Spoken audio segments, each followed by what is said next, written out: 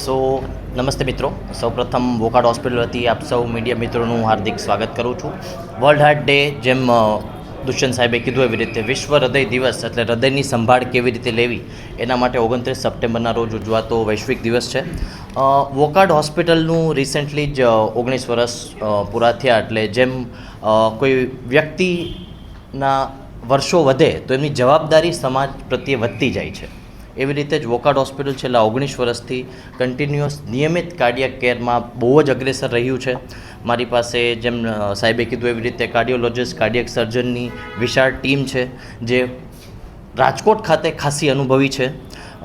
2006-07ની વાત કરીએ તો ત્યારે કાર્ડિયાક કેથલેબ અને કાર્ડિયાક ઓટી વાળી પહેલી હોસ્પિટલ હતી, અને આજે જે કાર્ડિયાકમાં સૌથી વિશિષ્ટ ગણાય એવી મિનિમમ કાર્ડિયાક ઇન્વેઝિવ સર્જરીથી લઈ અને ટાવર પ્રોસિજર એ પણ હવે રાજકોટ વોકાર્ડ હોસ્પિટલ સાથે ઉપલબ્ધ છે.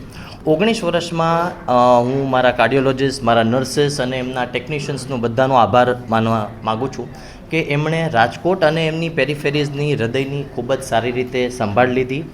જે રીતે આ વર્ષની theme don't miss a bit એટલે એક ધબકારો, પણ આપણે એને BIT તરીકે કે એક તક પણ ન ચૂકીએ. ઘણી વખત હૃદયને લઈને બહુ બધી ગેરમાન્યતાઓ કે ભાઈ છાતીમાં દુખે છે તો એસિડિટી હોઈ શકે તો દવાખાને નથી પહોંચવું, એ વિશાળ ભ્રમ રહેલો છે સમાજમાં. એ આપણે દૂર કરી એક્સરસાઇઝ, કોલેસ્ટ્રોલ ઘટાડી, તીખું તેલવાળું ઓછું ખાઈ, આ બધી વસ્તુને સાથે લઈ અને આપણે સારું અને સ્વસ્થ હૃદય કેમ રાખવું એના વિશે જ આપણે આજે વાત કરીએ. સૌથી પહેલાં વોકાર્ડ હોસ્પિટલ રાજકોટમાં આપ સર્વેનું સ્વાગત છે. આજે 29 સપ્ટેમ્બર વિશ્વ હાર્ટ દિવસ એટલે કે હૃદયની જાગૃતતા માટે આપણે આ દિવસ સેલિબ્રેટ કરતા હોઈએ છીએ. NM વિરાણી વોકાર્ડ હોસ્પિટલ રાજકોટ છેલ્લા 19 વર્ષોથી હાર્ટના પેશન્ટોને અને દરેક પેશન્ટોને મલ્ટી સ્પેશિયાલિટી સારવાર આપતા આવેલા છે. આ વર્ષની જે વિશેષ થીમ છે તેના ઉપલક્ષમાં અમે આ એક નાની પ્રેસ કોન્ફરન્સનું આયોજન કર્યું છે. આ વર્ષનો જે થીમ છે તે છે ડોન્ટ મિસ અ બીટ, મતલબમાં એક પણ તક અથવા એક પણ ધડકન ચૂકવાની નથી.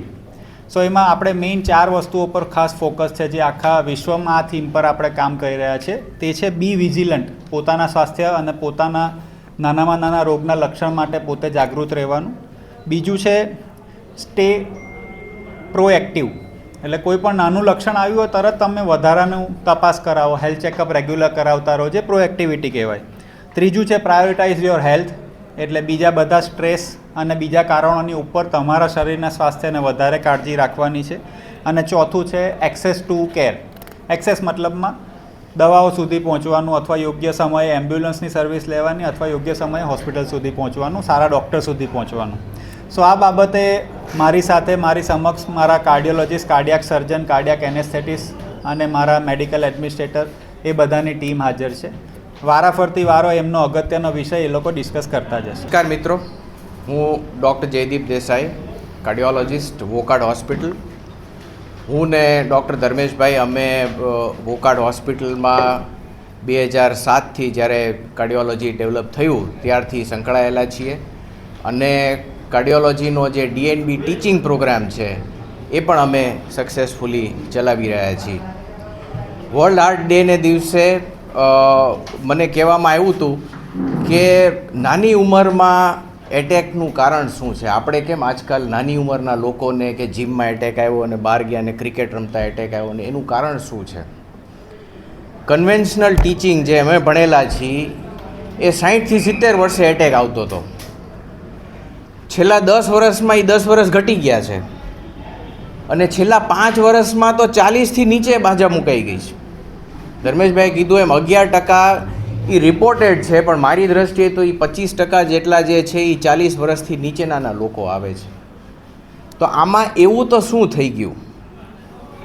તો આમાં મારો એક જ ફ્રેઝ છે જે હું કાયમ કહું છું, આ કોઈ નથિંગ અગેન્સ્ટ ધ માર્કેટિંગ.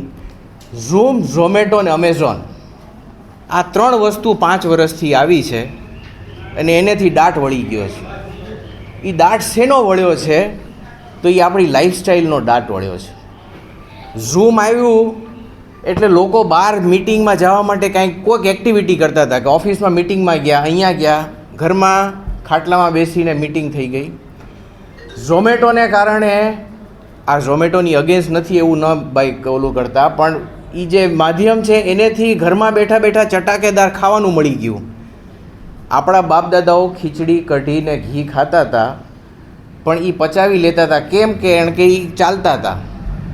આ ઝૂમ ને ઝોમેટોને કારણે કોઈ એક્ટિવિટી જ બંધ થઈ ગઈ, ખાટલામાં જ બધું મળી ગયું. ને જેટલી વસ્તુ ચટાકેદાર છે એ શરીરને માટે સારી નથી. એમાં તેલ, મરચું, મીઠું, મસાલો, આજીનો મોટો એટલા પ્રમાણમાં હોય. ચટાકો ક્યારે આવે કે જ્યારે તમે એક્સેસમાં નાખો, અને એક્સેસમાં જે કાંઈ વસ્તુ હોય એ હૃદયને શરીરને હાનિકારક છે. નમસ્તે મિત્રો, હું ડૉક્ટર ધર્મેશ સોલંકી. હું કાર્ડિયોલોજિસ્ટ તરીકે વોકાર્ડ હોસ્પિટલમાં કાર્યરત છું.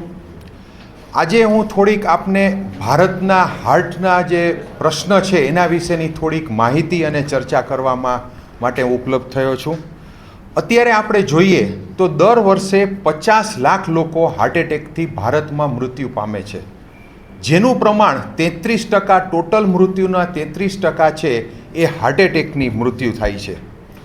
બીજી એક સરસ સર્વે થયેલો છે કે જેમાં 35 વર્ષથી ઉપરના માણસોમાં ભારતમાં અત્યારે હાર્ટ એટેકનું જોખમ 11% રહેલું છે. જેમ વાત કરી કે મેલ અને ફિમેલ, તો પહેલાં એવું કહેવાતું હતું કે પુરુષોમાં જ હાર્ટ એટેક આવે છે. હવે એવું નથી રહ્યું. બંને સેક્સમાં છે, મેલ અને ફિમેલ બંનેમાં એ પ્રમાણ એક સરખું છે.